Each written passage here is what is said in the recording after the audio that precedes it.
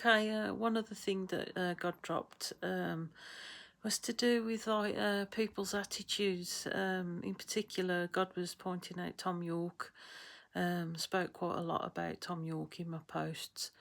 To do with his attitude, like that kind of edgy, alternative attitude. He was saying that that was a reflection of like that kind of secular, satanic um, reaction, or bordering in, like into his, God's wrath, like he's saying that, like we, alternatives tend to have this kind of snapback kind of culture with each other.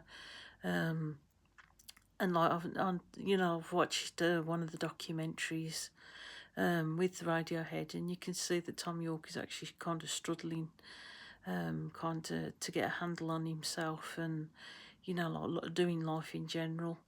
But a lot of his attitude is like a kind of reactionary thing to do with like the culture that he's kind of grown up in a way. Even with myself, you kind of get this kind of snapback kind of way with you, particularly when I was at college. Had an individual who was quite witty, like was very kind of Ricky Gervais, and sometimes I getting really kind of hurt, like because me everything was kind of straightforward. I had a very straightforward thinking family, Christian family, but like when you start mixing with the society and stuff, they're obviously different, and you kind of have to adjust yourself around these people. And like Thom Yorke being in the music industry, it's rife with all this anyway, and it's very prevalent that the music industry is kind of run on that kind of satirical wit anyway, like because of it being pursuit of cool. And like as I say, like it's like a kind of reflection of Satan in a way, because like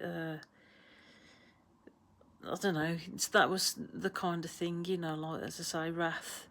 It's hard to put into words. I can't actually remember it, but I know this is like a kind of front that Thom Yorke has to put on to kind of outwit the opponent and keep them locked out.